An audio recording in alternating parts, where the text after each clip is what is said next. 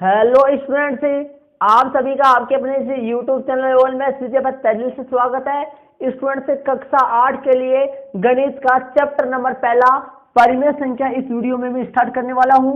और परिमेय संख्या का ये पार्ट नंबर 1 है और इस पार्ट नंबर 1 में मैं लगातार चलते हुए आपकी प्रश्नावली 1.1 की जो बेसिक जानकारी है ये इस वीडियो में मैं आपको क्लियर करवाने वाला हूं। और साथ ही स्टूडेंट्स, मैं आपको इस चैप्टर नंबर प्रत्येक चैप्टर के पार्ट वाइज आपको वीडियो मिलेंगे और पार्ट वाइज के अनुसार आप वीडियो को जरूर से देखें। और स्टूडेंट्स, इस वीडियो में ये चैप्टर नंबर पहला परिमेय संख्या का एक पार्ट नंबर 1 है जिसमें मैं आपको आपकी एक्सरसाइज 1.1 की जो बेसिक जानकारी है ये मैं आपको क्लियर कराऊंगा। और इस बेसिक जानकारी में अपन प्रश्नावली 1.1 में क्या पढ़ने वाले हैं, इसमें अपने कौन कौन से फॉर्मूले लगेंगे, किन के बारे में अपन इसमें पढ़ेंगे, ये मैं पूरा आपको इस वीडियो में क्लियर कराऊंगा। और साथ ही मैं कक्षा 8 गणित का चैप्टर नंबर पहला परिमेय संख्या का अलग से प्लेलिस्ट बनाकर सभी वीडियो की लिंक उस प्लेलिस्ट में ऐड करूंगा ताकि आप आसानी से पूरे वीडियो को पार्ट वाइज जरूर से देख सके। तो स्टूडेंट्स, लगातार चलते हुए अपन ऐसा नहीं कि प्रश्नावली में चलेंगे, प्रश्नावली में डायरेक्ट प्रश्नावली के क्वेश्चन नहीं करेंगे। सबसे पहले क्या होता है कि प्रश्नावली की बेसिक जानकारी है, उसके बाद में उस प्रश्नावली के संबंधित एग्जाम्पल और उसके बाद में उस प्रश्नावली के क्वेश्चन करना है। डायरेक्ट प्रश्न में चलने से अपने समझ में नहीं आएगा। अपन लगातार प्रत्येक एक्सरसाइज का बेसिक और उसके बाद में उस एक्सरसाइज के एग्जाम्पल फिर अपन क्वेश्चन करेंगे। तो स्टूडेंट से कक्षा 8 के अन्य स्टूडेंट्स तक भी वीडियो को जरूर शेयर कीजिए। वीडियो में पूरी बुक अपन पूरा सिलेबस आपके क्लियर करवाने वाला हूं। प्रत्येक चैप्टर को पार्ट वाइज अपन पढ़ेंगे और पार्ट वाइज आप वीडियो को जरूर से देखें। और साथ ही आपको बता देता हूं, आप अपनी रफ नोटबुक में ऐड कीजिए और उसके बाद अपनी फेयर नोटबुक आप बना लीजिए। स्कूल की तरह ऑफलाइन क्लास स्कूल की तरह आप अपनी नोटबुक बना सकते हो बड़ी आसानी से। तो चलते हैं। और यदि आप चैनल पर नए हैं तो चैनल को जरूर से सब्सक्राइब कर लीजिए क्योंकि चैनल पर कक्षा 8 से लेकर 12 तक गणित के प्रत्येक गणित का संपूर्ण सिलेबस उपलब्ध है। तो आप कक्षा 8 से लेकर कक्षा 12 तक के अन्य स्टूडेंट्स तक भी वीडियो को जरूर से शेयर कीजिए ताकि वो भी अपना सिलेबस कंप्लीट कर सके। चलते हैं, वीडियो को अपन स्टार्ट करते हैं। स्टूडेंट्स, चैप्टर नंबर पहला कक्षा 8 गणित का चैप्टर नंबर पहला परिमेय संख्या का ये पार्ट नंबर 1 है जिसमें आपकी प्रश्नावली 1.1 की बेसिक जानकारी के साथ वीडियो का श्रेणीगणित करते हैं। और इस नया सत्र 2022-23 का स्टार्ट अपन करते हैं। इसमें चैप्टर नंबर पहला परिमेय संख्या का ये पार्ट नंबर 1 है। तो देखिए, प्रश्नावली 1.1 की बेसिक जानकारी में मैं सबसे पहले आपको संख्याओं का विभाजन करते हैं। अपनी संख्याओं का विभाजन आपको पता होना चाहिए। संख्याएं के मेन संख्याएं जो है वो संख्याएं कितने प्रकार की होती है ये अपन सबसे पहले क्लियर करेंगे। तो सबसे पहले संख्याओं के विभाजन में सबसे पहले प्राकृत संख्या आती है जिसको इंग्लिश में नेचुरल नंबर बोलते हैं, एन से प्रदर्शित किया जाता है। तो प्राकृत संख्या एक प्रकार की काउंटिंग होती है, एक प्रकार की नंबरिंग होती है, एक सभी प्लस वाली संख्या है, सभी धनात्मक संख्या है। तो अपन लिख देंगे सभी धनात्मक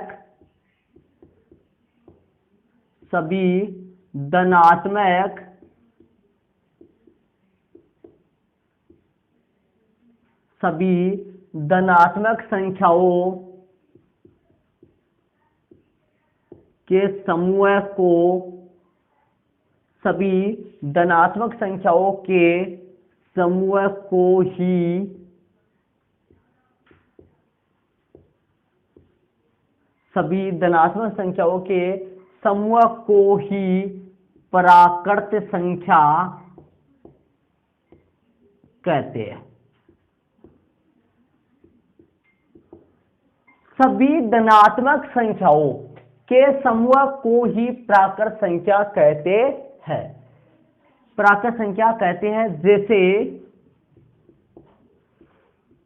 कौन कौन आती है प्राकृत संख्या में? 1, 2, 3, 4, 5 ऐसे चलता जाएगा प्लस अनंत तक। तो स्टूडेंट, सभी धनात्मक संख्याएं कौन सी संख्या कहलाती है? प्राकृत संख्या ये कहलाती है। ठीक है, और यहां सबसे छोटी प्राकृत संख्या, सबसे छोटी प्राकृत जो संख्या है वो कौन होती है? 1 होती है।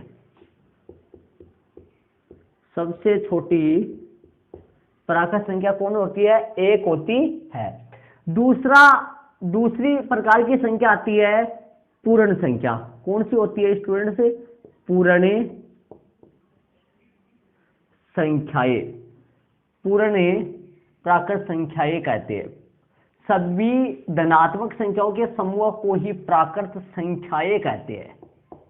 प्राकृत संख्याएं लगा दो, या संख्या भी हो सकता है लेकिन बहुत सारी संख्याएं, तो पूर्ण संख्याएं। अब इनमें देखिए, इनमें कौन कौन सी आती है पूर्ण संख्याएं? देखो स्टूडेंट्स, मैं आपको नॉर्मल तरीके से थोड़ा बता दूं, आपको ध्यान दीजिए।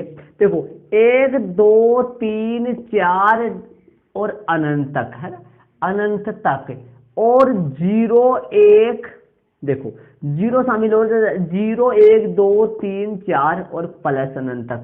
ठीक है, माइनस अनंत, डेश डेश डेश, माइनस का 3, माइनस का 2, माइनस का 1, 0 1 2 3 और डेश डेश प्लस अनंत। तो ध्यान दीजिए, ये प्राकृत संख्या होती है और ये पूर्ण संख्या होती है, ये आपकी पूर्णांक संख्या होती है। तो बताइए, प्राकृत संख्या में यदि 0 को शामिल कर दिया जाए तो पूर्ण संख्या बन जाती है, और पूर्ण संख्या में यदि ऋणात्मक संख्याओं को शामिल कर दिया जाए तो कौन सी बन जाती है? आपकी पूर्णांक संख्या बने जाती है। तो ये तीनों प्रकार की संख्याएं हैं, इनके बारे में अपन पढ़ेंगे। इनके बारे में पता होना बहुत ही जरूरी है स्टूडेंट से, इनके बारे में आपको पता होना जरूरी है। तो पूर्ण संख्याएं की परिभाषा लिखेंगे अपन। पूर्ण संख्याएं सभी शून्य व सभी, इसमें शून्य और शामिल हो जाएगा तो क्या लिखेंगे? शून्य व सभी, शून्य व सभी धनात्मक, शून्य व सभी धनात्मक, शून्य व सभी धनात्मक संख्याओं के, शून्य व सभी धनात्मक संख्याओं के समूह को ही पूर्ण संख्याएं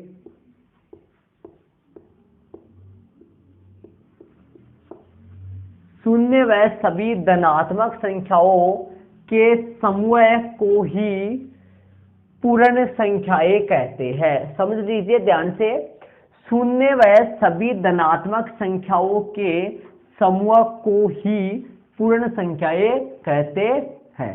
शून्य व सभी धनात्मक संख्याओं के समूह को ही क्या कहते हैं? शून्य व सभी धनात्मक संख्याओं के समूह को ही पूर्ण संख्याएं कहते हैं। जैसे इसमें कौन कौन सी आती है? शून्य शामिल और हो जाएगा, 1 2 3 4, ये तो आती है। इनमें प्राकृत संख्या में शून्य और शामिल हो जाए तो पूर्ण संख्याएं बने जाती है। तो अपन क्या लिखेंगे? सबसे छोटी, अब क्या लिखेंगे? सबसे छोटी, सबसे छोटी, सबसे छोटी पूर्ण संख्या, सबसे छोटी पूर्ण संख्या, सबसे छोटी जो पूर्ण संख्या है वो कौन होती है? सबसे छोटी पूर्ण संख्या 0 होती है। कौन होती है? सबसे छोटी पूर्ण संख्या 0 होती है। अब तीसरी संख्या आती है पूर्णांक संख्या। कौन सी संख्या आती है स्टूडेंट से? पूर्णांक संख्याएं, पूर्णांक संख्या। इनमें देखो, इनमें क्या होता है? इनमें ऋणात्मक संख्या और प्लस माइनस की संख्या और शामिल कर दिया जाए तो पूर्णांक संख्याएं बन जाती है।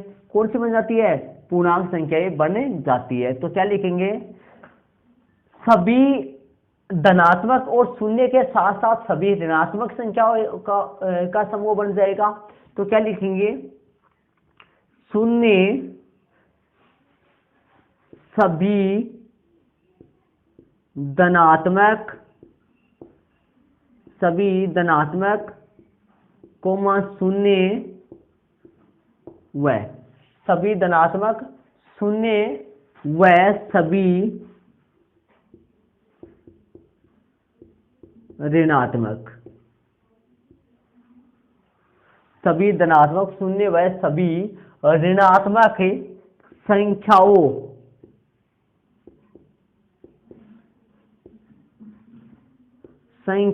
के समूह को, देखिए सभी धनात्मक शून्य व सभी ऋणात्मक संख्याओं के समूह को ही पूर्णांक संख्याएं कहते हैं। क्या कहते हैं, पूर्णांक संख्याएं कहते हैं, पूर्णांक संख्याएं कहते हैं।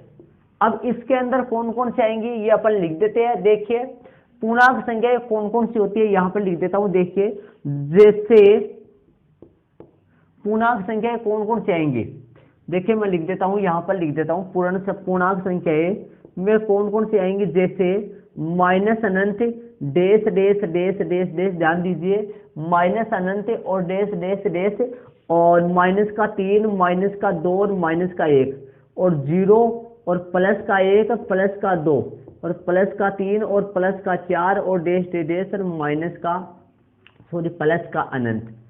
ये आपके सामने पूर्णांक संख्याएं है। अब इनमें से देखिए ये जो माइनस वाली संख्या है, ये जो माइनस वाली जो संख्या है, मतलब -1 से लेकर -1 से लेकर, ध्यान दीजिए ये जो माइनस वाली संख्या है, मतलब कौन सी संख्या है, ध्यान दीजिए एक बार, -1 से लेकर माइनस अनंत तक ये जो संख्या है, ये संख्या ये कहलाती है आपकी ऋणात्मक पूर्णांक कहलाता है। क्या कहलाता है, ये ऋणात्मक पूर्णांक कहलाता है। शून्य जो वो शून्य कहलाता है, शून्य ये शून्य होता है, और 1 से लेकर ही प्लस अनंत तक ये होता है धनात्मक पूर्णांक। कौन सी होता है, ये धनात्मक पूर्णांक होता है। तो स्टूडेंट्स पूर्णांक में 3 प्रकार की संख्या आती है, ऋणात्मक पूर्णांक, धनात्मक पूर्णांक और शून्य। ये तीनों मिलके, तीनों से जो समूह बनता है, इस समूह को ही अपन पूर्णांक कहते हैं। ठीक है, तो आपके सामने संख्याओं का विभाजन, ये 3 समझना बहुत ही जरूरी है। इन 3 के बारे में आपको पता होना बहुत ही जरूरी है। आगे वाली क्लासों में आप, और इस क्लास में स्टूडेंट्स आगे आपका जो चैप्टर नंबर पहला परिमेय संख्या है, इसमें और आगे वाली क्लासों में ये बहुत ही जरूरी है स्टूडेंट्स।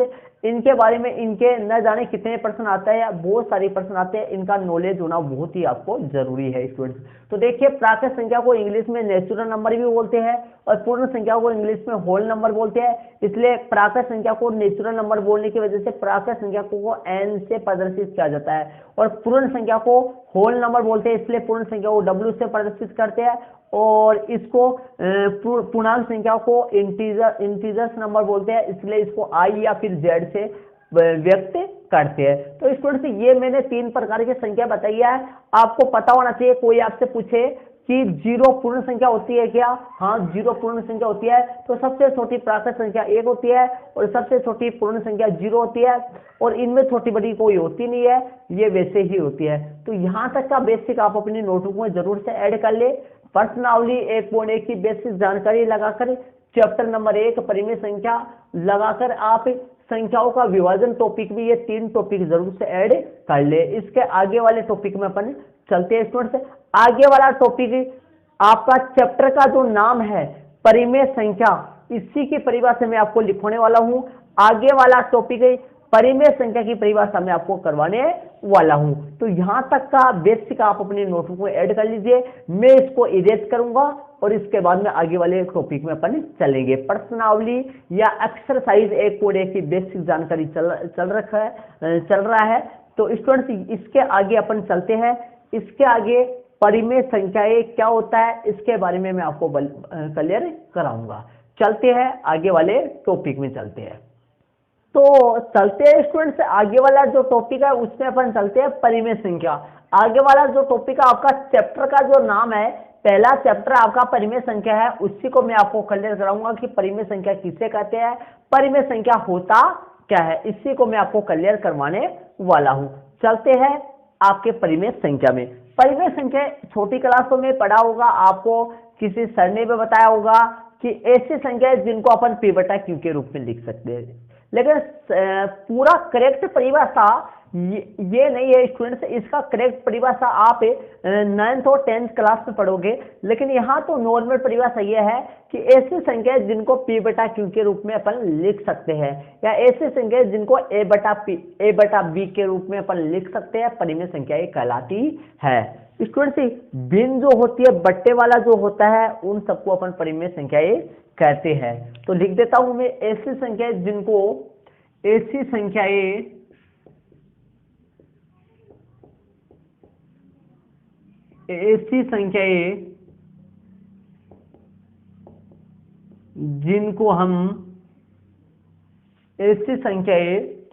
जिनको हम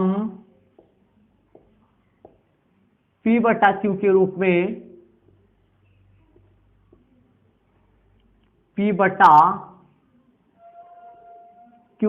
रूप में ऐसी संख्याएं जिनको हम p बटा q के रूप में लिख सकते हैं,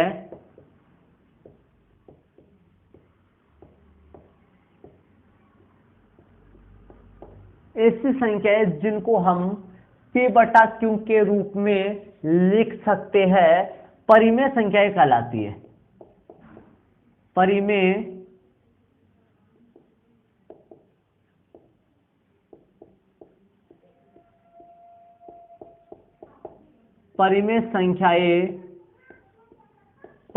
संख्याएं कहलाती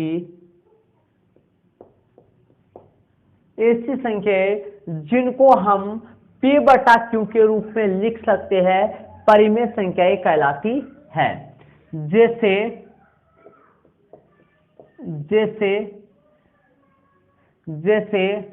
स्टूडेंट्स 2/3 है, 5/7 है, 3 है, ठीक है, ये सारी परिमेय संख्याएं होती है, 4 है, ये सभी परिमेय संख्याएं होती है। ऐसी संख्याएं, अब आप कहोगे देखो, ऐसी संख्याएं जिनको p बटा q के रूप में लिख सकते हैं, ऐसी संख्याएं जिनको हम p बटा q के रूप में लिख सकते हैं, परिमेय संख्याएं कहलाती है। जैसे 2/3 है, 5/7 है, 3 है, 4 है, इनके बट्टे में 1 लगाने से ये परिमेय संख्या बन जाएगी। देखो 4 है, अब 4 में p तो है लेकिन q नहीं है, p तो है लेकिन q नहीं है, q बट्टे में कितना होता है, 1, है ना। लेकिन परिमेय संख्या वो होती है जिनको अपन p बटा q के रूप में लिख सकते हैं।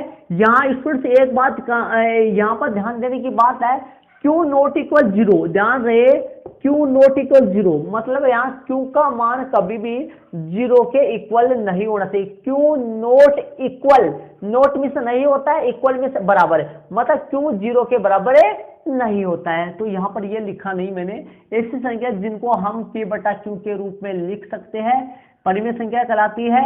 और यहाँ लिख देता हूं मैं, यहाँ q नॉट इक्वल, ध्यान दीजिए, यहाँ q नॉट इक्वल 0, यहाँ q जो है वो नॉट इक्वल 0 है, मतलब q 0 के बराबर यहाँ पर नहीं होना चाहिए, q 0 के बराबर नहीं होना चाहिए।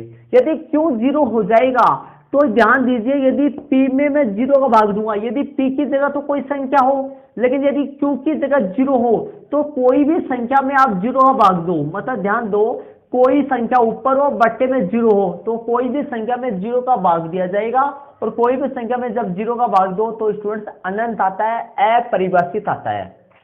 तो इसीलिए ध्यान रहे, q नॉट इक्वल 0 मतलब अनंत आता है, अपरिभाषित आता है, वो परिमेय संख्या नहीं होगी। फिर q नॉट इक्वल 0 मतलब q 0 के बराबर, q का मान 0 नहीं होना चाहिए, ठीक है। अब देखिए ये, अब ध्यान दीजिए, इसमें एरो लगा के मैं इसमें एक पॉइंट करूंगा। ध्यान दीजिए, आपके अभी पढ़ाया था आपने, इसी वीडियो में आपको मैंने ये बताया था कि प्राकृत संख्या, पूर्ण संख्या, पूर्णांक संख्या, ये सभी के सभी संख्याएं परिमेय संख्या होती है। तो मैं क्या लिखूंगा, प्राकृत संख्याएं, प्राकृत संख्याएं, पूर्ण संख्याएं, प्राकृत संख्याएं, पूर्ण संख्याएं, प्राकृत संख्याएं, पूर्ण संख्याएं व पूर्णांक संख्याएं, प्राकृत संख्याएं, पूर्ण संख्याएं व पूर्णांक संख्याएं,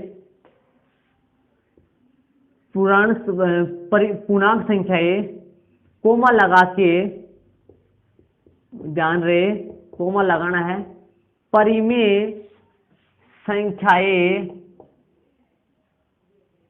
प्राकृत संख्याएं, पूर्ण संख्या व पूर्णांक संख्याएं परिमेय संख्याएं होती है। परिमेय संख्याएं होती है। प्रत्येक प्राकृत संख्याएं, पूर्ण संख्याएं व पूर्णांक संख्याएं परिमेय संख्या होती है। यहाँ प्रत्येक को लगाना है शुरू में, ध्यान रहे। देखो मैंने क्या लिखा है, ध्यान से देखना, ये बड़े काम की चीज है, आगे वाली क्लासों में भी आपके काम में आने वाली है। तो एरो लगा के यहाँ पर मैंने लिखा प्रत्येक। तो देखिए, प्रत्येक प्राकृत संख्याएं, पूर्ण संख्याएं व पूर्णांक संख्याएं परिमेय संख्याएं होती है। ऐसा क्यों, देखिए मैं बताता हूं। परिमेय संख्या होती क्या है, ऐसी संख्याएं जिनको p बटा q के रूप में अपन लिख सकते हैं, परिमेय संख्याएं कहलाती है। करेक्ट है, परिमेय संख्या वो होती है जिनको अपन p बटा q के रूप में लिख सकते हैं। तो ऐसे संख्याएं जिनको p बटा q के रूप में लिख सकते हैं, वो सारी परिमेय संख्याएं कहलाती है। तो बताइए, प्राकृत संख्याओं को अपन p बटा q के रूप में लिख सकते हैं। प्राकृत संख्या कौन सी होती है, ध्यान दीजिए, प्राकृत संख्या होती है 1 2 3 4, इन सबको अपन p बटा q के रूप में लिख सकते हैं। कहाँ लिख सकते हैं, इनके बट्टे में एक एक लगा सकते हैं, सबके लगा सकते हैं, इन सबके बट्टे में एक एक लगा सकते हैं, और एक एक लगाने से कोई प्रभाव नहीं पड़ता है, तो इसलिए इनको अपन p बटा q के रूप में लिख सकते हैं। इसलिए यह एक परिमेय संख्या हो गई। इसी तरीके से पूर्ण संख्याएं, पूर्ण संख्याओं, इनके पूर्ण संख्याएं 0 1 2, इनके बट्टे में भी अपन एक एक लगा सकते हैं, तो ये भी p बटा q के रूप की होगी। और जितनी भी संख्याएं p बटा q के रूप की होती है, उन सभी संख्याओं को परिमेय संख्याएं कहते हैं। ठीक है, तो ध्यान दीजिए, प्राकृत संख्या, पूर्ण संख्या और पूर्णांक संख्याएं, इन सबको अपन परिमेय संख्याएं बोल सकते हैं। ये इन सबको अपन p बटा q, देखो प्राकृत संख्या भी और पूर्ण संख्या भी और पूर्णांक संख्या भी, इन सभी संख्याओं को अपन p बटा q के रूप में लिख सकते हैं। इसलिए ये सभी, इन सभी को अपन परिमेय संख्याएं बोल सकते हैं। ठीक है, तो यहां तक के आप अपनी नोटबुक में ऐड कर लीजिए, यहां तक की बेसिक जानकारी। इसके आगे वाला टॉपिक में अपन चलते हैं। इसके आगे जो टॉपिक चलेगा, वो आगे वाला टॉपिक, इसके कुछ गुणधर्म है, वो गुणधर्म अपन चलने वाले हैं। कुछ गुणधर्म अपन करवाएंगे। आपने पढ़ा होगा क्रम विनिमय गुणधर्म, शास्त्रीय या सहचालिता गुणधर्म, वो अपन पढ़ने वाले हैं। ठीक है, तो देखिए आगे वाला जो गुणधर्म है, कुछ गुणधर्म, कुछ महत्वपूर्ण, इनको आप अपनी नोटबुक में ऐड कर लीजिए। मैं इसको रब कर देता हूँ, इसके उस ऊपर से फिर स्टार्ट मैं करता हूँ आगे वाला टॉपिक। इनको मैं रब करूंगा, आप अपनी नोटबुक में इनको ऐड कर लीजिए। चलते हैं आगे वाला टॉपिक, गुणधर्म में चलते हैं। तो स्टूडेंट चलते हैं, आगे वाला जो टॉपिक है वो गुणधर्म है, आपके सामने है। देखिए इस टॉपिक में अपन चलते हैं। देखिए कुछ महत्वपूर्ण गुणधर्म, स्टूडेंट्स इनके सवाल अपने आएंगे एक्सरसाइज में, इनके संबंधित सवाल है। कुछ महत्वपूर्ण गुणधर्म, तो देखिए पहला गुणधर्म है आपका संवर्त गुणधर्म। वैसे गुणधर्म बहुत सारे होते हैं स्टूडेंट्स, लेकिन आपके सिर्फ और सिर्फ ये 3 गुणधर्म ही है। पहला गुणधर्म है संवर्त गुणधर्म। तो इसमें देखिए ये संवर्त गुणधर्म क्या होता है, यदि कोई परिमेय संख्या a हो, यदि कोई परिमेय संख्या a हो, तो उसके लिए क्या होगा, देखिए यदि कोई परिमेय संख्या a है, तो यदि कोई परिमेय संख्या a है तो a + 0 = a, a plus 0 equal a। अब देखिए, यदि कोई भी परिमेय संख्या है या प्राकृत संख्या भी एक प्रकार की परिमेय संख्या होती है, अभी बताया था मैंने इसी वीडियो में। तो ध्यान दीजिए a प्लस 0, यदि किसी भी परिमेय संख्या में यदि 0 जोड़े तो a ही आता है। इसका मतलब 0 यहाँ संवर्त, मतलब संवर्त का कार्य कर रहा है। यहाँ पर गुणधर्म कौन सा है? संवर्त गुणधर्म है। यहाँ पर जो गुणधर्म है वो है संवर्त गुणधर्म है। कौन सा गुणधर्म है? संवर्त गुणधर्म है। जब किसी में अपन किसी परिमेय संख्या में 0 जोड़े और a आए तो ये जो गुणधर्म है ये संवर्त गुणधर्म है। तो ध्यान रहे, ऐसा कोई यदि प्रश्न आए तो इस तरीका टाइप का प्रश्न आए, यहाँ पर इनको एक तरफ से और लिखेंगे स्टूडेंट्स। ध्यान दीजिए, 1 मिनट यहाँ पर ध्यान दो एक बार। यहाँ पर क्या लिखेंगे? a प्लस 0 या 0 प्लस a बराबर में क्या होता है? a। इस तरीके से यदि कोई संख्या के लिए आए, मतलब जैसे मान लो संख्या बोल दूं मैं, एक की जगह मान लो अपने पास 3/5 है तो मैं लिख दूंगा 3/5 प्लस 0 या 0 प्लस 3/5 आएगा अपने पास 3/5 ही। a प्लस 0 बराबर 0 प्लस a आएगा a है। तो 3/5 प्लस 0 प्लस 3/5 आएगा 3/5 ही। तो इस तरीके से ये संवर्त गुणधर्म होता है, जो मैंने आपको क्लियर करवाया। इस तरीके से गुणधर्म हो, ऐसे मतलब प्रश्न में संख्या आ जाएगा तो वहां पर ये बोलेगा गुणधर्म का नाम बताइए, कौन सा गुणधर्म है? तो यहाँ पर है संवर्त गुणधर्म। ठीक है, चलते आगे। संवर्त गुणधर्म है, ये अपने पास हो चुका है, संवर्त गुणधर्म है। ठीक है, आगे वाला जो गुणधर्म हो उसमें अपन चलते हैं, क्रम विनिमेयता गुणधर्म। तो ध्यान दीजिए, यहाँ पर दो संख्याएं हो तब ये गुणधर्म लागू होता है। तो यहां पर देखिए, यदि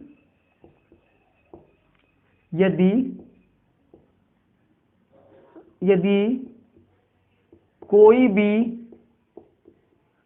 दो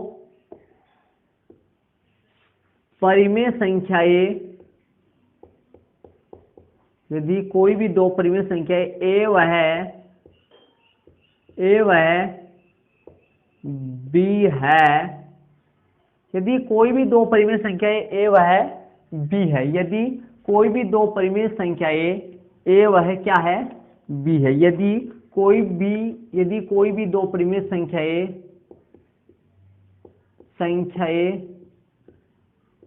a वह b है। ठीक है, तो अब देखिए इनमें दो गुणधर्म चलते, देखिए हो सकता है ऐसा आ जाए a वह b है, तो यहां पर देखिए a प्लस b हो सकता है b प्लस a हो, है। और गुणा में होता है a गुणा b बराबर आएगा b गुणा a। a में b जोड़ूं और जो संख्या आएगी और b में a जोड़ूं, जो संख्या आएगी ये आपस में इन दोनों का है, मतलब a में b जोड़ने पर जो योगफल आएगा और b में a जोड़ने पर जो योगफल आएगा ये दोनों आपस में इक्वल रहेगा, दोनों आपस में बराबर रहेगा। ठीक है, और इसी तरीके से a को b से गुणा करे तब जो गुणनफल आता है और b को a से गुणा करे तब जो गुणनफल आता है, ये दोनों गुणनफल आपस में सेम आता है, आपस में बराबर आता है। तो देखिए यहाँ पर एक में प्लस आ रहा है और एक में गुणा आ रहा है, बाकी में और भाग में ये गुणधर्म लागू नहीं होता है। मतलब स्टूडेंट्स a माइनस बी बराबर b माइनस a, ये दोनों कभी भी बराबर नहीं होते हैं। a में से b घटाए और b में से a घटाने पर आपस में सेम नहीं आएगा, आपस में बराबर नहीं आएगा, इसलिए बाकी में ये गुणधर्म नहीं लगता है, भाग में भी नहीं लगता है, सिर्फ जोड़ और गुणा में ये क्रम विनिमय का गुणधर्म लगता है। देखो ध्यान दीजिए, क्रम विनिमय तो क्रम इस होता है स्थान, मतलब स्थान चेंजिंग, स्थान का बदलाव। a प्लस बी है या b प्लस a है, ठीक है, या a गुना b है या b गुना a है, मतलब आगे वाले में b का स्थान a ले लेता है, a का स्थान b ले लेता है। तो ये तो हुआ कौन सा? ये गुणधर्म हुआ योगी क्रम विनिमय, क्रम विनिमय गुणधर्म। ये तो कहलाया आपका योग क्रम विनिमय गुणधर्म, और ये कहलाया आपका गुणा आए तो गुणन क्रम विनिमय गुणधर्म, योग आए तो योग क्रम विनिमय गुणधर्म। क्रम विनिमय गुणधर्म। तो स्टूडेंट्स ये लो, मैंने आपके सामने दो गुणधर्म देखो। क्रम विनिमय गुणधर्म में दो प्रकार होते हैं, एक तो योग क्रम विनिमय गुणधर्म, योग क्रम विनिमय, योग क्रम विनिमय, यहां पर में हो रहेगा योग क्रम विनिमय, योग क्रम विनिमय गुणधर्म और गुणन क्रम विनिमय गुणधर्म। ठीक है, जब दो संख्या आए और उनका स्थान चेंज होता रहे, पहले के स्थान पे दूसरा और दूसरे के स्थान पे पहले आ जाए, मतलब आगे पीछे हो रही हो, तो वहां पर गुणधर्म होता है क्रम विनिमयता गुणधर्म। लेकिन यदि योग हो तो योग क्रम विनिमय गुणधर्म और गुणनफल हो तो गुणन क्रम विनिमय गुणधर्म होता है। अब चलते हैं किनके लिए, साहचर्य या सहचारिता गुणधर्म। ये दोनों नाम एक ही है। यहाँ पर दो संख्याएं, दो परिमेय संख्याओं ए और बी के लिए लगा था, यहाँ पर तीन परिमेय संख्याएं होनी चाहिए, तब ये गुणधर्म लागू होता है। तो यहाँ पर क्या लिख देंगे, यदि कोई भी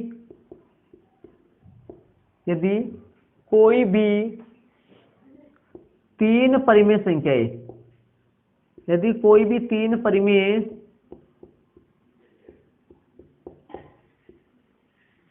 संख्या ए बी व सी है, यदि कोई भी तीन परिमेय संख्या ए बी व सी है, तो इनमें कैसे लिखेंगे देखिए, ध्यान दीजिए, ए प्लस बी प्लस सी, ए प्लस बी प्लस सी। तो देखिए, यदि ए और बी दोनों प्लस होके ए में बी जोड़े और जो जोड़ आता है उसमें सी जोड़े, या फिर यहां पर देखिए बी में सी जोड़े और जो जोड़ आता है उसमें ए जोड़े, इनका परिणाम, इनका रिजल्ट और इनका रिजल्ट आपस में सेम ही आएगा। कैसे, मैं वापस बताता हूं। यदि ए और ए में बी जोड़कर जो आए उसमें सी जोड़े, या बी और सी में जोड़कर जो आए उसमें ए जोड़े, तो इनका परिणाम आपस में सेम ही आता है, आपस में बराबर ही आता है। ठीक है, आगे वाला लिख देता हूं, ए गुणा बी गुणा सी बराबर ए गुणा बी गुणा सी, और इन दोनों का गुणा और इन दोनों का गुणा आपस में, देखिए इन दोनों को गुणा करके सी से गुणा करें या बी और सी को गुणा करके ए से गुणा करें, इनका रिजल्ट आपस में, इनका परिणाम आपस में सेम ही आता है। तो ये दोनों, जिस तरीके से यहाँ पर क्रम विनिमयता गुणधर्म में दो योग और गुणन अलग अलग होते थे, इसी तरीके से यहाँ पर भी दो अलग अलग होते हैं। तो ध्यान दीजिए, एक तो योग वाला, तो एक तो हो गया योग वाला हो गया, और एक गुणनफल वाला, गुणा वाला हो गया, गुणन वाला हो गया। तो इस तरीके से, तो ध्यान दीजिए, तीन संख्या वाला हो तो साहचर्य या सहचारिता, दो संख्या वाला हो तो क्रम विनिमय, और एक के वाला हो तो संवर्त होता है। तो यहां पर मैं लिख देता हूं, ये तो कौन सा है, योग साहचर्य,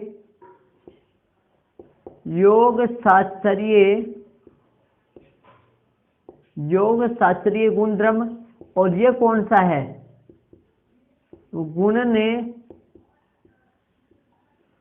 साहचर्य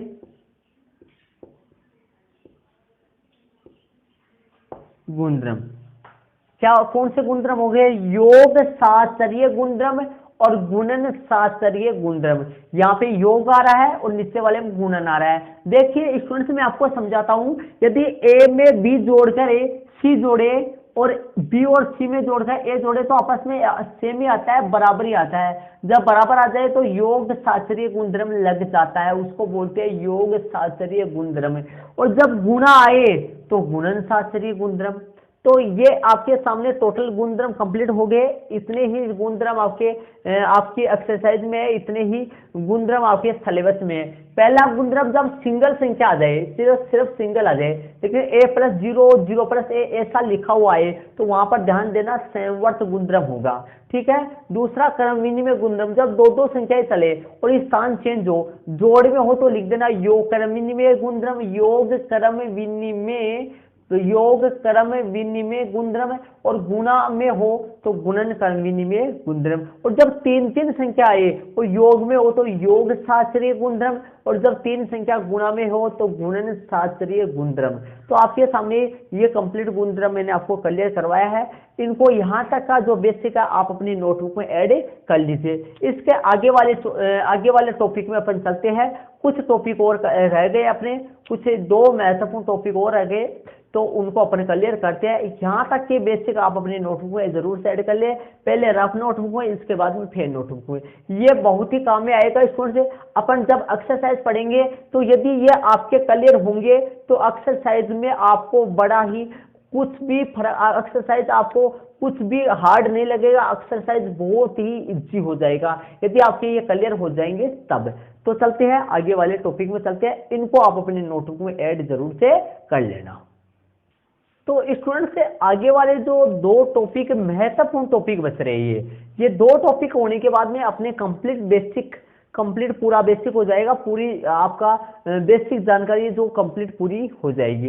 ये दो टॉपिक बड़े ही महत्वपूर्ण है, इसीलिए मैं इनको लास्ट में करवा रहा हूं ताकि आपके कंप्लीट पूरा समझ में आ सके। इनके संबंधित बहुत सारे क्वेश्चन है जो एग्जाम में आते हैं और ये आगे जाके भी अपने काम में आते हैं। ध्यान दीजिए, दोनों टॉपिक मैंने इधर एक टॉपिक इस तरफ लिया है, एक इस तरफ लिया है, दोनों मैंने इस एक साथ करवाएंगे ताकि आपके अच्छी तरीके से क्लियर हो सके। तो देखिए, मैं दो महत्वपूर्ण टॉपिक, पहला जो टॉपिक है वो है योग प्रतिलोम, योग प्रतिलोम और योज्य प्रतिलोम, और दूसरा टॉपिक है गुणात्मक प्रतिलोम। ध्यान दीजिए, पहला जो टॉपिक है उसका नाम है योज्य प्रतिलोम, पहले टॉपिक का नाम क्या है, योज्य प्रतिलोम, और दूसरा टॉपिक का नाम है गुणात्मक प्रतिलोम। और गुणात्मक प्रतिलोम का दूसरा नाम व्युत्क्रम भी है, इसको व्युत्क्रम भी बोला जा सकता है। गुणात्मक प्रतिलोम बोलो चाहे व्युत्क्रम बोलो, दोनों सेम ही होता है। देखिए, योज्य प्रतिलोम में देखिए, यदि अपन किसी भी परिमेय संख्या का योज्य प्रतिलोम निकाले तो उनके अंश व हर दोनों के एक साथ अर्थात पूरी भिन्न का चिन्ह अपन बदल देते हैं। तो अपन क्या लिखेंगे, यदि किसी परिमेय संख्या का योज्य प्रतिलोम ज्ञात करना हो तो किसी परिमेय संख्या का किसी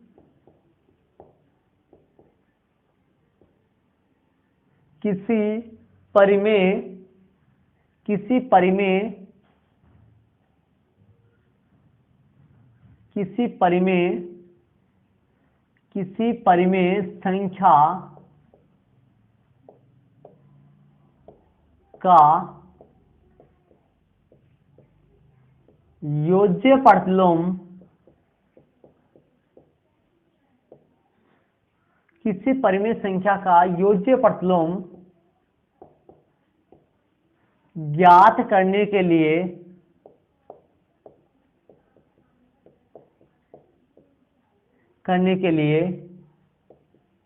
उस परिमेय संख्या का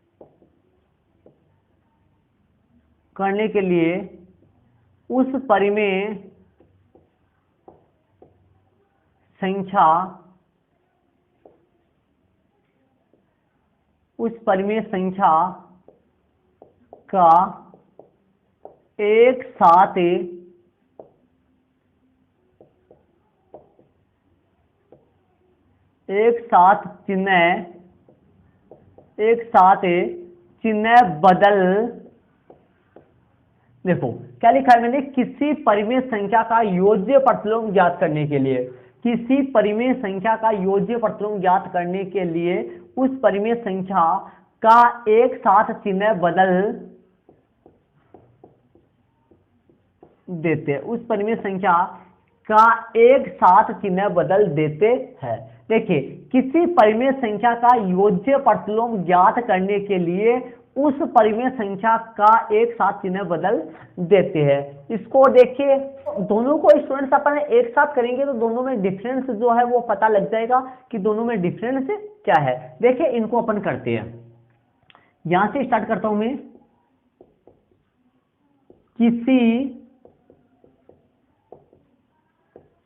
परिमेय संख्या का, किसी परिमेय संख्या का गुणात्मक प्रतिलोम, किसी परिमेय संख्या का गुणात्मक प्रतिलोम, ये व्युत्क्रम है, इसको अंडरलाइन कर देता हूं मैं।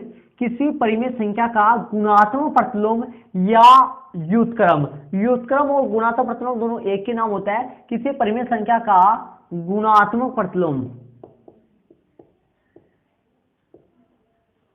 गुणात्मक प्रतिलोम, गुणात्मक प्रतिलोम ज्ञात करने के लिए, ज्ञात करने के लिए, किसी परिमेय संख्या का गुणात्मक प्रतिलोम ज्ञात करने के लिए उस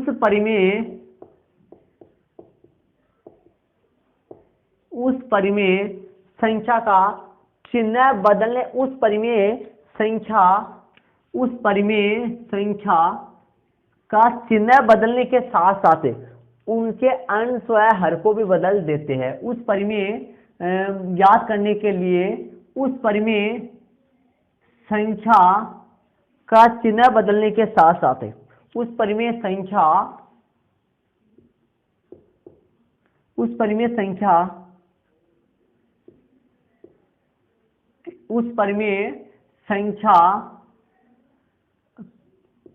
के अंश व हर का चिन्ह बदलने के साथ साथ उस परिमेय संख्या के अंश व हर का चिन्ह बदलने के साथ साथ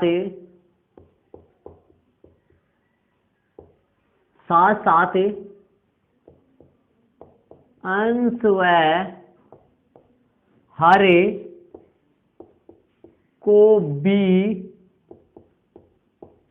बदल देते हैं।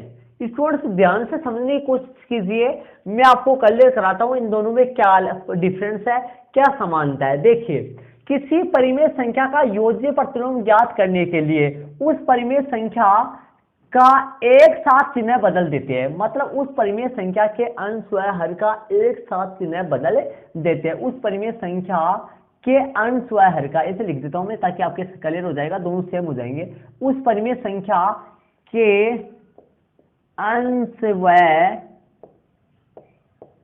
हर का एक साथ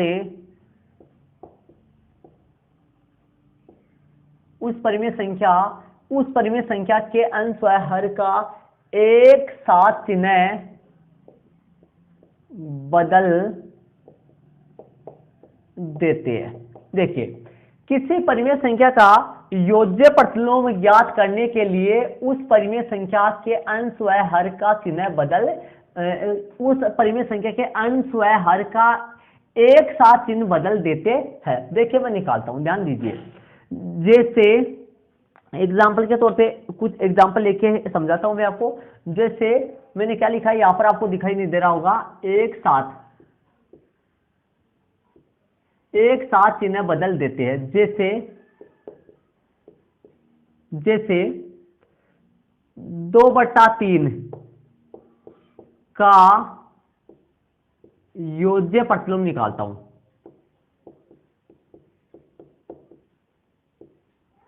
ध्यान दीजिए, किसी परिमेय संख्या का योज्य प्रतिलोम ज्ञात करने के लिए उस परिमेय संख्या के अंश व हर का एक साथ, उस परिमेय संख्या के अंश व हर का एक साथ चिन्ह बदल देते हैं। 2/3 का एक साथ बताओ चिन्ह किसका है, प्लस का है। 2/3 दोनों एक साथ किसके, प्लस के है, तो 2/3 का एक साथ चिन्ह बदल देते हैं। 2/3 का योज्य प्रतिलोम हो जाएगा माइनस का 2/3। ठीक है। जैसे मान लो अगला साथ है माइनस का a/b का योज्य प्रतिलोम, इसका योज्य प्रतिलोम अपने को निकालना हो, किसका आ गए, माइनस का a बटा b का योज्य प्रतिलोम आए। मान लो इनका योज्य प्रतिलोम अपने को निकालना हो, तो बताइए इनका अंश और हर एक साथ कौन से चिन्ह का है, माइनस का है, तो वो दोनों एक साथ किसके हो जाएंगे, प्लस के हो जाएंगे। तो बताइए माइनस a बटा b का योज्य प्रतिलोम a बटा b हो जाएगा प्लस का। तो धनात्मक परिमेय संख्या का योज्य प्रतिलोम ऋणात्मक होता है और ऋणात्मक परिमेय संख्या का योज्य प्रतिलोम धनात्मक होगा। लेकिन यहां पर क्या होता है ये देखिए, अब देखिए किसी परिमेय संख्या का गुणात्मक प्रतिलोम ज्ञात करने के लिए उस परिमेय संख्या के अंश व हर का चिन्ह, अंश व हर का चिन्ह बदलने के साथ साथ, अंश व हर का चिन्ह बदलने के साथ साथ, मतलब एक साथ नहीं बदलते हैं, ध्यान रहे, अंश व हर का अलग अलग चिन्ह बदलने के साथ साथ, अंश व हर का अलग अलग चिन्ह बदलने के साथ साथ, अलग अलग चिन्ह बदलने, अंश व हर का, यहां पर लिख देता हूं, अंश व हर का अलग अलग अलग अलग, ये लो, किसी परिमेय संख्या का गुणात्मक प्रतिलोम या व्युत्क्रम, एक ही नाम होता है गुणात्मक प्रतिलोम या व्युत्क्रम, ज्ञात करने के लिए उस परिमेय संख्या के अंश व हर का अलग अलग चिन्ह बदलने के साथ साथ अंश व हर को भी बदल देते हैं। अंश को तो हर में और हर को अंश में, जैसे जैसे -2/3 का गुणात्मक प्रतिलोम निकालते हैं। किसका, -2/3 का गुणात्मक प्रतिलोम निकालते हैं। बताइए -2/3 का गुणात्मक प्रतिलोम क्या होगा, देखिए ध्यान दीजिए। अब अंश व हर का एक साथ चिन्ह चेंज नहीं करेंगे, -2/3 अंश व हर का एक साथ चिन्ह चेंज नहीं करना है, अलग अलग, मतलब अंश से प्लस का है तो माइनस का बना दो, माइनस का तो प्लस का बना दो, ठीक है। तो देखिए अंश किसका है, 2 किसका है, माइनस का है, माइनस का है तो प्लस का हो जाएगा। और 3 किसका है, हर 3 किसका है, प्लस का है, किसका हो जाएगा, माइनस का। अंश माइनस का है तो हर का हो जाएगा, मतलब अंश माइनस का है तो प्लस का हो जाएगा, प्लस का है तो माइनस का हो जाएगा, और चिन्ह भी बदल जाएगा और आपस में भी बदल जाएगा। देखिए ध्यान दीजिए, 2 अंश है बट्टा में आ जाएगा, हर में बदल जाएगा, जो अंश है वो हर में बदल जाएगा, हर जो है वो अंश में बदल जाएगा। 2 अंश है हर में बदल गया, 3 हर है अंश में बदल जाएगा, 2 माइनस का है प्लस का बन जाएगा, और 3 प्लस का है माइनस का बन जाएगा। तो बताइए 2 माइनस का है तो किसका बन जाएगा, प्लस का, प्लस यहां लिखेंगे नहीं। 3 प्लस का तो किसका बन जाएगा, माइनस का। तो आपके सामने ये आ चुका है, -2/3 का गुणात्मक प्रतिलोम माइनस का 3/2 होता है। लेकिन ध्यान दीजिए यहां पर फर्क नहीं पड़ता कोई, ये माइनस का संख्या है तो उसका गुणात्मक प्रतिलोम भी माइनस का ही आता है। देखिए मैं 2/3 लेके देखता हूं आपके सामने, देखिए 2/3 निकालता हूं, अभी निकालता हूं, यहां पर 2/3 का गुणात्मक प्रतिलोम निकालता हूं। ध्यान दीजिए 2/3 का गुणात्मक प्रतिलोम अपन निकालते हैं। देखिए 2/3 का गुणात्मक प्रतिलोम निकालते हैं। देखिए ध्यान दीजिए, 2 अंश है हर में बदल जाएगा, 3 हर है अंश में बदल जाएगा, 2 का चिन्ह प्लस का है माइनस का बन जाएगा, 3 का चिन्ह भी प्लस का है माइनस का बदल जाएगा। इसको हल करो, माइनस से माइनस कट जाएगा, 3/2 आया। तो बताइए 2/3 का जो गुणात्मक प्रतिलोम है वो कौन आया, 3/2 तो आया। आप सोच रहे हो चिन्ह नहीं बदला, चिन्ह बदला तो था लेकिन फिर रिटर्न चेंज हो गया। फर्क नहीं पड़ता है, पता नहीं चलता है बदला भी है क्या, लेकिन बदल जाता है। ध्यान रहे 2/3 का गुणात्मक प्रतिलोम 3/2 होता है। देखिए माइनस की संख्या हो, पूरा भिन्न यदि माइनस का हो तो गुणात्मक प्रतिलोम भी माइनस का आता है, और पूरा भिन्न प्लस का है तो गुणात्मक प्रतिलोम भी प्लस का आता है। लेकिन यहां पर यदि 2/3 प्लस का है तो योज्य प्रतिलोम माइनस का आता है, और माइनस का वो संख्या है तो योज्य प्रतिलोम प्लस का आता है। ठीक है, लेकिन इसमें अंश और हर नहीं बदलते, यहां पर अंश और हर भी बदल जाते हैं। ध्यान दीजिए, ठीक है। तो शायद आप समझ गए होंगे। आगे अपन चलते हैं, इसी में टॉपिक आता है, मतलब इसी का टॉपिक है कुछ, वो मैं आपको कर लेता हूं, इसी में टॉपिक है, ध्यान दीजिए। इसका तो है योज्य तत्समक, इसमें आता है आपका, इसी में टॉपिक है एक, कौन आता है, योज्य तत्समक, इसमें टॉपिक आता है आपका योज्य तत्समक। और इसका ही टॉपिक सेम इसी की तरह इसमें आता है गुणात्मक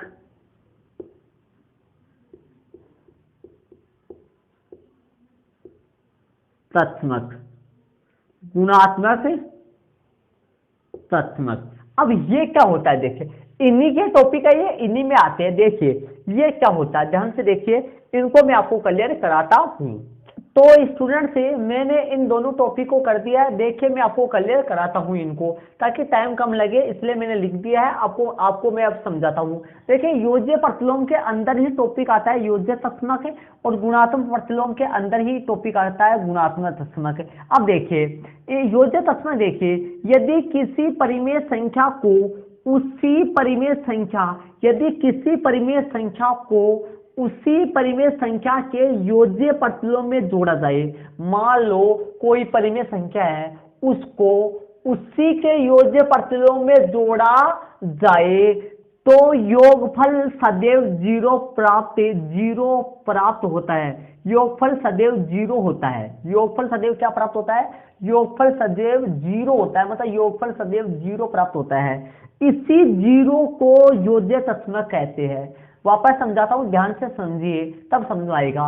यदि किसी परिमेय संख्या को उसी परिमेय संख्या के, मान लो कोई परिमेय संख्या है, जैसे 2/3 है, ठीक है, 2/3 है, 2/3 को उसी परिमेय संख्या के योज्य प्रतिलोम में जोड़ा जाए। 2/3 का योज्य प्रतिलोम क्या हुआ, -2/3। योज्य प्रतिलोम कैसे निकालते हैं, उस परिमेय संख्या का के अंश व हर का एक साथ चिन्ह बदल देते हैं। यदि ये दोनों माइनस के तो प्लस के बना देते हैं, प्लस के तो माइनस के बना देते हैं। तो 2/3 यहाँ प्लस का था, प्लस का 2/3 का योज्य प्रतिलोम -2/3 हो गया। तो यदि किसी परिमेय संख्या को, मतलब 2/3 को उसी परिमेय संख्या के योज्य प्रतिलोम, मतलब -2/3 में जोड़ा जाए, मतलब ये तो परिमेय संख्या है 2/3 और ये -2/3 इसका योज्य प्रतिलोम है। यदि इन दोनों को जोड़ा जाए तो योगफल सदैव जीरो होता है। इसी जीरो को योज्य तत्समक कहते हैं। बात सीधी सी ये है, यदि किसी परिमेय संख्या को, यदि किसी परिमेय संख्या को उसी परिमेय संख्या के योज्य प्रतिलोम में जोड़ा जाए, तो जोड़ जीरो आता है। इसी जीरो को अपन योज्य तत्समक कहते हैं। देखिए 2/3 था, योज्य प्रतिलोम निकाला, 2/3 का योज्य प्रतिलोम -2/3 निकला, तो 2/3 में मैंने -2/3 जोड़ा है, देखो जोड़ का निशान लगा रखा, ठीक है। अब हल करो, 2/3 वैसा होगा सर, प्लस को माइनस से गुना करेंगे तो -2/3, तो 2/3 में 2/3 घटेगा, लघुत्तम लेके करो, चाहे सीधा करो, ये 2/3 प्लस का, ये 2/3 माइनस का है, ये 2/3 से 2/3 पूरा कट जाएगा, जीरो आएगा। इस जीरो को योज्य तत्समक अपन कहते हैं। चलिए इस टॉपिक को समझते हैं, पहले इसको देखते हैं, फिर वापस उसको देखेंगे तो और समझ आ जाएगा। देखिए इसको देखिए, यदि किसी परिमेय संख्या को उसी परिमेय संख्या के गुणात्मक प्रतिलोम से गुणा किया जाए, यदि किसी परिमेय संख्या को उसी परिमेय संख्या के गुणात्मक प्रतिलोम से गुणा किया जाए, तो गुणनफल सदैव 1 प्राप्त होता है। इसी 1 को गुणात्मक तत्समक कहते हैं। देखो कोई परिमेय संख्या है और उसी परिमेय संख्या का गुणात्मक प्रतिलोम निकाल ले, तो बताओ 2 हो गए। एक तो वो परिमेय संख्या होगी और एक उसी का गुणात्मक प्रतिलोम हो गया, और उन दोनों को गुणा किया जाए तो गुणनफल सदैव 1 प्राप्त होता है, और उस 1 को ही गुणात्मक तत्समक कहते हैं। देखिए यदि किसी परिमेय संख्या को उसी परिमेय संख्या के गुणात्मक प्रतिलोम से गुणा किया जाए, यदि किसी परिमेय संख्या को उसी परिमेय संख्या के गुणात्मक, यदि कोई भी परिमेय संख्या है उसको उसी परिमेय संख्या के गुणात्मक प्रतिलोम से गुणा किया जाए, तो गुणनफल सदैव 1 प्राप्त होता है। इसी 1 को गुणात्मक तत्समक कहते हैं। जैसे 2/3 का गुणात्मक प्रतिलोम निकाला, गुणात्मक प्रतिलोम कैसे निकालते हैं, अंश और हर आपस में भी बदलते हैं और उनके चिन्ह भी बदलते हैं। यहाँ पर तो चिन्ह एक साथ बदल जाते हैं अंश और हर का, लेकिन यहाँ पर चिन्ह अलग अलग बदलता है। देखिए 2/3 दो अंश था, हर में बदल दिया और 3 हर था, अंश में बदल दिया। 2/3 पलट के 3/2 हो गया और इनके चिन्ह भी बदलेगा। 2 प्लस का था माइनस का हो गया, 3 प्लस का था माइनस का हो गया। ये दोनों माइनस से माइनस कट गए, अर्थात अंश वर्ग को दोनों को माइनस से गुणा करेंगे। ये हल होने पर माइनस से माइनस कट गया तो इसका 3/2 ही आ गया। तो बताइए 2/3 का गुणात्मक प्रतिलोम कितना आ गया? 3/2 आ गया। 2/3 का गुणात्मक प्रतिलोम 3/2 आ गया। तो 2/3 गुणा 3/2, 2/3 गुणा 3/2, इनको हल करेंगे तो 3 एकम 3, 3 में 3 का भाग दिया 1 आया, 2 में 2 का भाग दिया 1 आया, और 1 को 1 से गुणा करेंगे तो 1 क्या आएगा? इसी 1 को अपन गुणात्मक तत्समक कहते हैं। तो स्टूडेंट्स मैंने आपको देखिए यहां पर देखिए क्या है, यहां पर क्या है, मतलब स्टूडेंट्स दोनों में फर्क क्या है। देखिए यहां पर योज्य तत्समक तो कौन होता है? 0 होता है, और गुणात्मक तत्समक कौन होता है? 1 होता है। अब देखिए यहां पर क्या होता है, किसी परिमेय संख्या में उसी परिमेय संख्या के योज्य प्रतिलोम को जोड़ा जाता है, और जोड़ जो आता है, योगफल जो आता है वो 0 आता है, और उस 0 को योज्य तत्समक कहते हैं। और यहाँ पर जो होता है, यहाँ पर किसी परिमेय संख्या को उसी परिमेय संख्या के गुणात्मक प्रतिलोम से गुणा किया जाता है, और जो गुणनफल आता है वो 1 आता है, और वो 1 गुणात्मक तत्समक कहलाता है।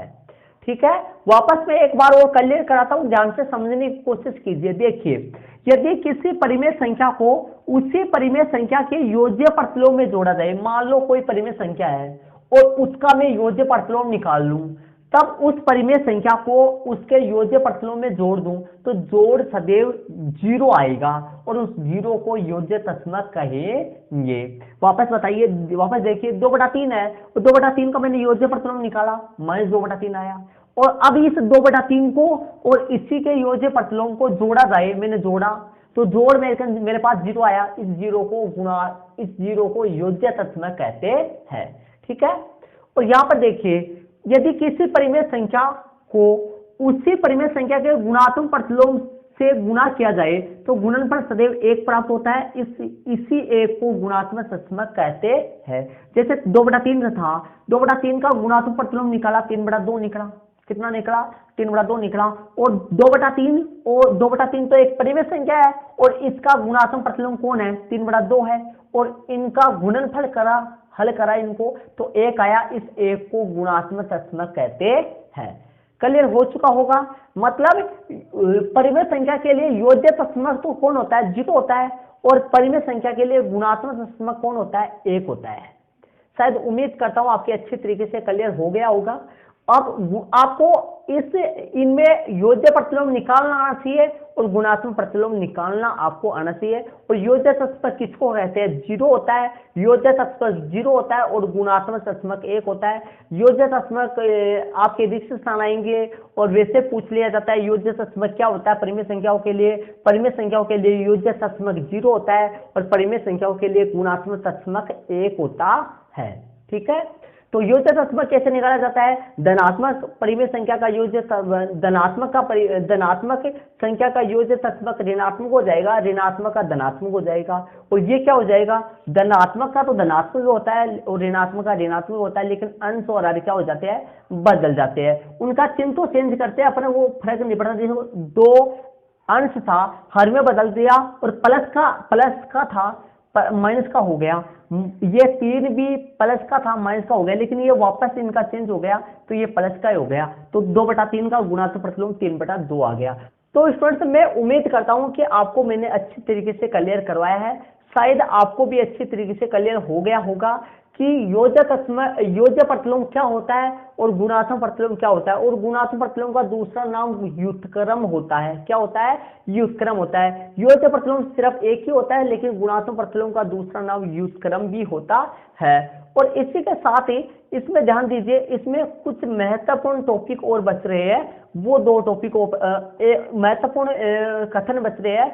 उन महत्वपूर्ण कथनों से अपने रिक्त स्थान आएंगे, उनकी अपन पूर्ति करेंगे, वो और क्लियर में आपको करवा देता हूं। चलिए उनमें चलते हैं। इनको आप अपनी नोटबुक में अच्छी तरीके से ऐड कर लीजिए, जैसे मैंने करवाया है। योज्य प्रतिलोम इस तरफ और गुणात्मक प्रतिलोम इस तरफ, बीच में लाइन खींच के आप कर सकते हो, या आपके ऐसे नहीं आता है तो पहले आप पूरा योज्य प्रतिलोम कर लीजिए, यहां तक, यहां से लेकर यहां तक कर लीजिए, और उसके ठीक नीचे 2 नंबर लगा के गुणात्मक प्रतिलोम कर लीजिए, ये पूरा यहां से यहां तक। ठीक है, जैसा आप चाहो वैसे कर लेना, लेकिन ऐड जरूर से इनको कर लेना, ये बड़ी काम की चीज है। पहले स्टूडेंट से ये क्लियर होगा तो ये आपकी एक्सरसाइज में समझ में आएगा, वरना समझ में नहीं आएगा। चलिए आगे महत्वपूर्ण कथन है कुछ, वो और मैं आपको लिखवा देता हूं। तो देखिए स्टूडेंट्स, महत्वपूर्ण कथन में मैंने 4 महत्वपूर्ण कथन लिखे हैं। वैसे तो महत्वपूर्ण कथन इसमें बहुत सारे हैं, लेकिन मेन मैंने लिखे हैं। ये जो इन कथनों की सहायता से अपने एक्सरसाइज 1.1 प्रश्नावली 1.1 जब अपन पढ़ेंगे, उसमें रिक्त स्थान आएंगे, उन रिक्त स्थान को पूर्ति करने में ये काम में अपने आएंगे। देखिए महत्वपूर्ण कथन मैं आपको इन 4 पॉइंटों को क्लियर कराता हूं। देखिए पहला पॉइंट है, परिमेय संख्याओं के लिए, परिमेय संख्याओं के लिए योज्य प्रतिलोम 0 होता है तथा गुणात्मक प्रतिलोम 1 होता है। ये आपको अभी क्लियर करे थे अपन, जस्ट इससे पहले वाले टॉपिक में अपन पढ़े थे कि परिमेय संख्याओं के लिए योज्य प्रतिलोम तो 0 होता है और आपका गुणात्मक प्रतिलोम 1 होता है। ये अभी क्लियर अपन करे थे, शायद आपके समझ में आ गया होगा, इनको ध्यान में रखना है, ध्यान रहे। दूसरा कथन है, धनात्मक परिमेय संख्याओं का योज्य प्रतिलोम ऋणात्मक होता है तथा ऋणात्मक परिमेय संख्याओं का योज्य प्रतिलोम धनात्मक होता है। मतलब ये भी आपने अभी क्लियर करवाया था मैंने आपको कि धनात्मक जो परिमेय संख्या होती है उसका मैं योज्य प्रतिलोम निकालूं तो ऋणात्मक आएगा, और ऋणात्मक परिमेय संख्या का योज्य प्रतिलोम धनात्मक आएगा। धनात्मक परिमेय संख्याओं का योज्य प्रतिलोम ऋणात्मक होता है तथा ऋणात्मक परिमेय संख्याओं का योज्य प्रतिलोम धनात्मक होता है। शायद आपके समझ में आ गया होगा कि धनात्मक परिमेय संख्या होगी तो योज्य प्रतिलोम ऋणात्मक आएगा, और ऋणात्मक परिमेय संख्या होगी तो योज्य प्रतिलोम धनात्मक आएगा। तीसरा देखिए, 1 और -1 का गुणात्मक प्रतिलोम सेम 1 और -1 ही होता है। देखिए ये वाला कथन बड़ा ही महत्वपूर्ण है। देखिए 1 और -1 का गुणात्मक प्रतिलोम खुद 1 और -1 ही होता है। देखो आप जैसे मान लो मैं निकाल रहा हूं 1 का गुणात्मक प्रतिलोम निकालूं, चलिए 1 का गुणात्मक प्रतिलोम निकालते हैं। देखिए क्या आता है, 1 का गुणात्मक प्रतिलोम निकाल रहे हैं, इसको मैं लिख सकता हूं 1/1। क्या लिख सकता हूं, 1/1। अब इसको चेंज करते हैं, ये एक अंश है, हर है, इसको ऊपर ले जाता हूं, और ये एक अंश है, इसको नीचे लाता हूं, कोई फर्क नहीं पड़ा। अब ये एक प्लस का ऊपर माइनस का गया, और ये एक प्लस का इसको माइनस का गया, माइनस से माइनस कट जाएगा तो आपके सामने 1/1 जो कि 1 ही आएगा। कैसे, क्या, वापस देखिए, 1 को 1/1 लिख सकते हैं, ठीक है। अब इसको चेंज किया, कोई फर्क नहीं पड़ा, ये दोनों प्लस के थे, दोनों माइनस के हो गए, माइनस से माइनस कट गया, 1/1 आया। 1/1 1 में कब भाग देंगे, 1 आएगा। तो बताइए 1 का जो गुणात्मक प्रतिलोम है वो कौन आया, 1 ही तो आया ना, 1 का गुणात्मक प्रतिलोम 1 ही आया, ठीक है। और -1 का गुणात्मक प्रतिलोम भी करेंगे तो -1 ही आएगा। तो कहने का मतलब 1 का गुणात्मक प्रतिलोम खुद 1 ही होता है, और -1 का गुणात्मक प्रतिलोम भी -1 ही होता है। ऐसा प्रश्न आएगा कि ऐसी 2 संख्याओं के नाम बताइए, ऐसी 2 परिमेय संख्या बताइए जिनका गुणात्मक प्रतिलोम खुद सेम ही होता है। तो बताइए ऐसी 2 संख्या कौन कौन सी है, 1 और -1, ठीक है।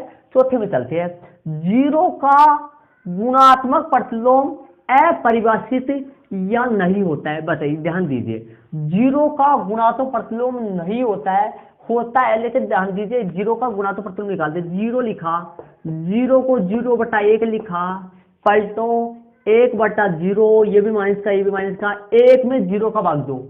ध्यान दीजिए 1 में 0 का भाग दो तो आपके सामने आएगा, कौन आएगा, अनंत आएगा। ध्यान दीजिए स्टूडेंट्स, एक में 0 का भाग देंगे तो अनंत आएगा, इसको बोलते हैं अनिर्धारित या अपरिभाषित। तो बताइए 0 का गुणात्मक प्रतिलोम कौन आया? अनिर्धारित, अपरिभाषित, अनंत। 0 का गुणात्मक प्रतिलोम आया, इसको नहीं बोला जाता, इसको क्या बोलते हैं? नहीं। ये एक प्रकार की ना के बराबर संख्या है स्टूडेंट्स, इसका कोई मतलब नहीं निकलता है, इसका निर्धारण करना असंभव है। तो 0 का गुणात्मक प्रतिलोम अपरिभाषित, 0 का गुणात्मक प्रतिलोम अपरिभाषित, अनिर्धारित या अनंत, जिसको बोलते हैं नहीं होता है। तो ऐसी कौन सी संख्या है जिसका गुणात्मक प्रतिलोम नहीं होता है? ऐसी संख्या 0 है जिसका कोई भी गुणात्मक प्रतिलोम नहीं होता है। तो स्टूडेंट्स शायद उम्मीद करता हूं आपके अच्छी तरीके से क्लियर हो चुका होगा।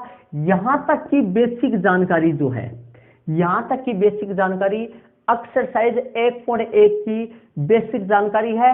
यहां तक की बेसिक जानकारी आप अपनी नोटबुक में ऐड कर लीजिए। इसके ठीक अगले वाले पार्ट में आपको आपकी प्रश्नावली 1.1 के पहले उदाहरण नंबर 1 से क्लियर में आपको कराऊंगा। तो ये वाला पार्ट आपको कैसा लगा कमेंट जरूर से कीजिए, और यहां तक की बेसिक जानकारी पहले रफ नोटबुक में ऐड करके फिर आप अपनी फेयर नोटबुक में ऐड कर लीजिए। तो वीडियो अच्छा लगा तो वीडियो को लाइक कीजिए, अपने दोस्तों के साथ जरूर से शेयर कीजिए। ओके स्टूडेंट्स, थैंक्स, जय हिंद।